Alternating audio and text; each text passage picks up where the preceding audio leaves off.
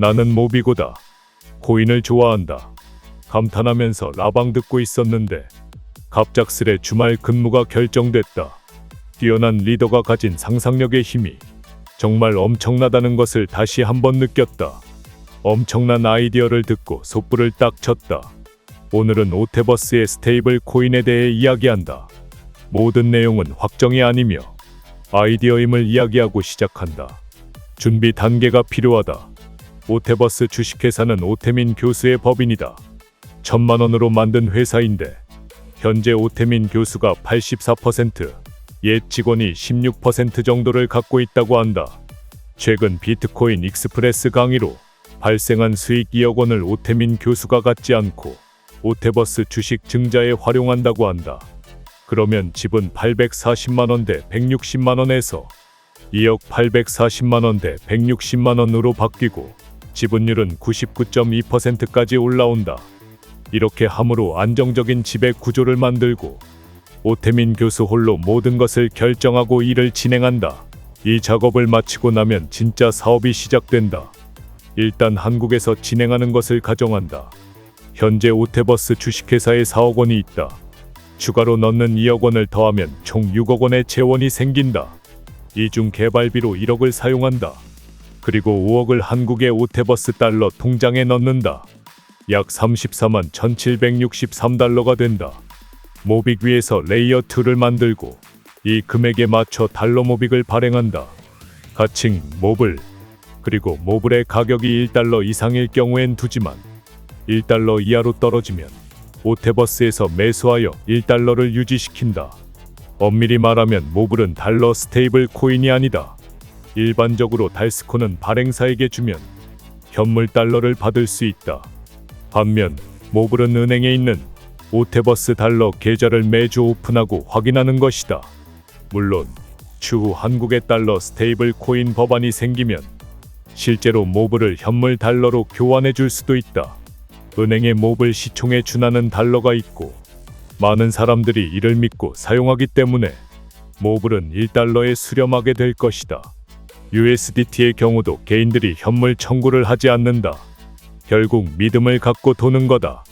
비슷한 예시로 유로달러처럼 미국 밖에서 돌지만 청구가 안 되는 것이다. 물론 일부는 청구가 될 수 있지만 부도가 나지 않는 이상 아무 문제가 없다. 하지만 오테버스가 모블을 판매하면 유사수신으로 증권법 위반이 된다. 그렇기에 여기서 또 모빅의 전매 특허가 나온다. 바로 모블 에어드롭이 진행된다. 달러가 에어드롭 되는 거다. 소리질러 우어우어우어. 물론 이 모든 것은 확정이 아니며 예시임을 다시 한번 얘기한다. 먼저 오테버스 후원자들에게 지금까지 본인 후원금의 10%를 에어드롭한다. 예를 들어 1,000만 원을 후원했다면 100만 원에 해당하는 모블을 에어드롭 받는다. 그리고 오태민의 비트모빅 24개월 이상 멤버십을 유지한 사람들에게 모블 10개를 에어드롭한다. 선발 주자들에게 주는 예우라고 보면 된다. 이렇게 분배되는 금액은 많지 않으니 걱정하지 않아도 된다. 하이라이트는 이제부터 시작이다. 모블 에어드롭 지갑을 만들고 여기에 모빅을 담게 한다. 모빅 보관 시 모블을 연리 1%로 오테버스에서 매달 에어드롭 한다. 오래 하지 않으며 딱 6개월만 진행한다. 오테버스 달러 금고에 5억이 있으므로 전부 이자로 소진한다는 가정시에 이자 1% 5억 원, 100% 500억 원, 6개월 동안 최대 500억 원의 모빅이 홀드되는 것이다. 그리고 모블을 전송하고 거래할 수 있는 어플도 만든다. 가칭 M-스왑. 모빅을 넣고 이자를 받았다면 M-스왑에서 모블을 사용하면 된다. 개인 간 모빅 거래가 가능하며 아마 비트코인 거래도 가능할 것이다. 또한 에어드롭 받은 모블을 보관할 새로운 어플리케이션 가칭 M-버트를 만들어서 모블 보관 시 1달러당 1시간 100씩 에어드롭을 받는 것이다. 정리해본다. 모블 에어드롭 지갑에 모빅을 보관한다. 모블을 에어드롭 받는다. 에어드롭 받은 M, 스테이블 M-버트 보관한다. 1모블당 1시간 100씩 모빅을 에어드롭 받는다. 이게 바로 덱스 탈중앙화 거래소이고 이렇게 디파이가 시작되는 것이다. 비트모빅 위에서 모블이 생기고 생태계가 만들어진 것을 기업들이 보면 어떻게 생각할까? 만약 기업들이 참여하고 생태계가 확장되면 새로운 세계가 열리는 것이다. 예를 들어 대한항공의 마일리지를 모빅 위에 올리고 여행을 즐기는 이들은 B&B와 모블을 통해 마일리지를 구매할 수 있고 보유한 마일리지를 판매할 수도 있다. 이뿐 아니라 통신, 신용카드 포인트 등 모든 곳에 확장이 가능하다. 단절되어 있는 각각의 플랫폼에서 제대로 활용되지 못하는 포인트나 서비스가 아닌 블록체인으로 연결된 새로운 세계가 열리는 것이다. 더 나아가 한국에서 법이 만들어진다면 국가적인 확장 또한 가능할 것이다. 물론 안 된다면 홍콩, 싱가폴, 두바이 등 해외 루트로도 진행할 수 있으며 확장된다면 비트모빅 위에서 새로운 세상이 열릴 수 있다. 이게 지난 라방 핵심 내용이다. 정리하면서 다시 보지만 끊임없이 소름이 돋는다. 자, 이제 개인 모빅 투자자로서 생각해본다.